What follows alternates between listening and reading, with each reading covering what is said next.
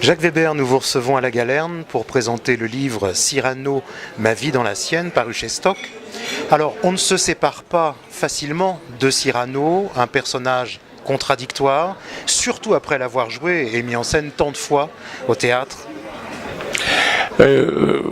Ce qui est très important, c'est que j'ai découvert qu'il était contradictoire. Et ce qui est important, c'est de se rendre compte que, comme tout personnage extrêmement célèbre, définitivement ancré, scellé dans la mémoire collective, dans le patrimoine même français, et bien comme tous les personnages un peu célèbres, il demeure un peu inconnu parce qu'on passe trop vite dessus. On a l'impression tous de connaître très bien Cyrano. Et lorsqu'on a à le travailler, on rentre dans une espèce de chantier infini, quoi. Comme tous les très grands personnages.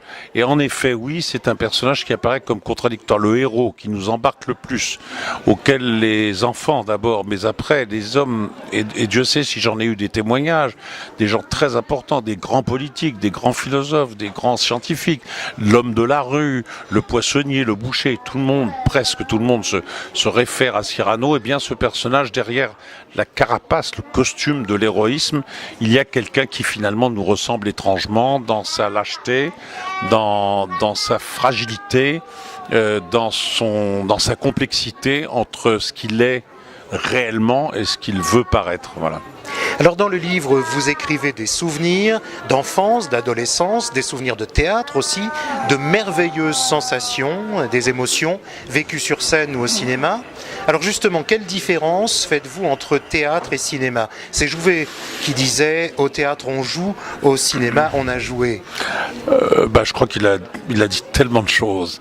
Ce qui est certain, c'est que si j'ai parlé des souvenirs et des anecdotes, etc., c'est qu'elles font partie intégrante du travail et de la richesse de l'interprétation ou de l'incarnation.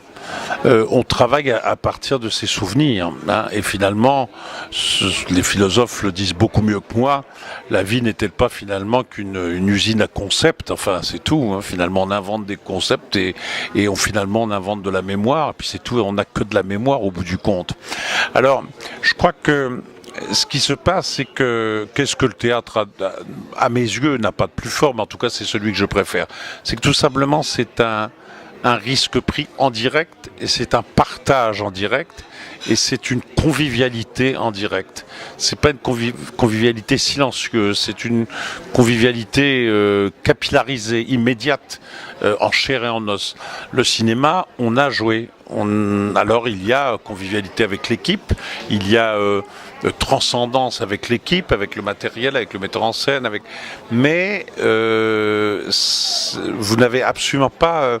Vous êtes face à un engin étrange qui vous regarde plus que vous ne le regardez, plus que vous ne partagez avec lui. Il y a un rapport en même temps sensuel avec cet engin étrange. Les très grands acteurs, c'est ça qu'ils comprennent, c'est qu'il y a un rapport presque féminin avec la caméra. C'est Depardieu qui me parlait de ça, c'est Mastroianni qui me parlait de ça. Mais pour moi, le théâtre reste l'arène, où je ne sais pas quel est le taureau. Je n'irai pas plus loin dans la comparaison, car je sais qu'il y en a qui sont effrayés par ce genre de comparaison, mais je ne sais pas quel est le taureau que je vais combattre ou qui va me tuer, quoi. Voilà. Et ça, pour moi, c'est ce qu'il y a de plus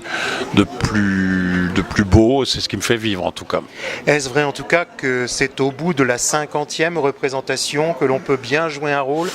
Écoutez, c'est ce qu'avait dit Giorgio Strehler, qui était un immense, sans doute à mes yeux, l'un des plus grands, on va pas dire le plus grand, c'est stupide, mais un des plus grands metteurs en scène du XXe siècle. Et je m'en rends compte tous les jours. Et ce que je regrette beaucoup, c'est que beaucoup de grands acteurs de cinéma qui viennent jouer au théâtre ne jouent pas plus longtemps parce qu'ils disent je suis fatigué ou c'est entre deux films.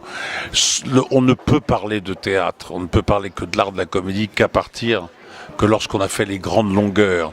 Et moi, j'ai eu cette chance inouïe de jouer des très grands rôles plus de 300, 400 fois. Donc là, vraiment, je peux en parler. Parce que à ce moment-là, on y découvre finalement ce renouvellement chaotique, bouleversé, naufragé parfois au calme plat par d'autres fois de la vie, quoi. Et le rôle est comme vous. Il a des nions, il a des merveilleux, il a des hauts et des bas, il vous accompagne, il est la vie, quoi. On fonctionne donc avec une œuvre comme avec un être humain. Qu'est-ce que vous voulez dire quand vous écrivez ça, ou quand vous le dites en tout cas? Je vous ai entendu le dire. On fonctionne avec une œuvre comme avec un être Oui, humain. mais parce que mon métier est étrange dans le fait qu'il ne cesse de remettre le corps, la chair et le sang aux mots. Donc, au bout d'un moment, lorsque vous le fréquentez très longuement, ce texte, il devient aussi mystérieux et aussi préhensible et instaure avec lui un rapport sensuel que l'on trouve uniquement dans le rapport entre les hommes, enfin entre les êtres. Voilà. Alors il y a donc, on le disait, ce livre Cyrano, Ma vie dans la sienne, chez Stock, et je n'oublie pas non plus qu'il y a toujours le spectacle Éclat de vie qui continue de tourner.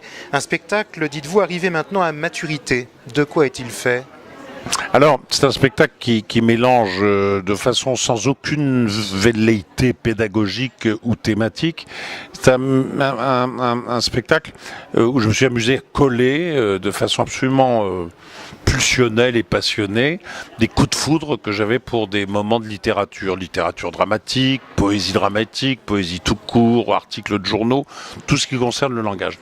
Et je me suis rendu compte qu'en mettant ces choses-là bout à bout, en improvisant autour, mais ces improvisations sont maintenant sédifiées, quoi.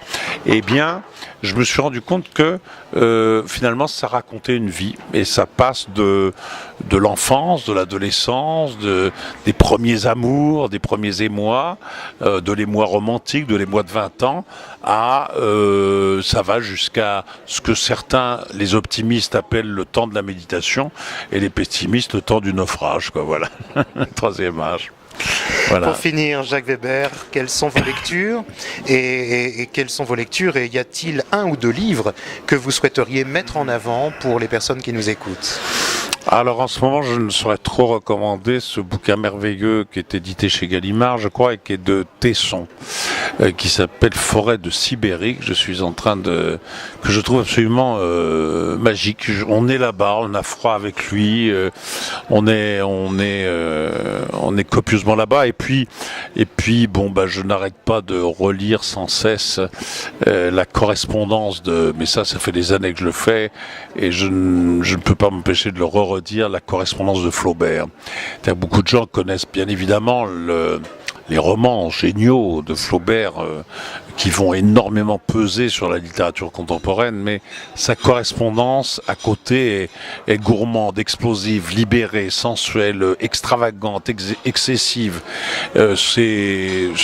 C'est un régal et en même temps ça vous bouleverse complètement, on est au plus profond de la chaudière flaubertienne et c'est magnifique, quoi. Ça fait un bien fou. Merci beaucoup. Merci à vous.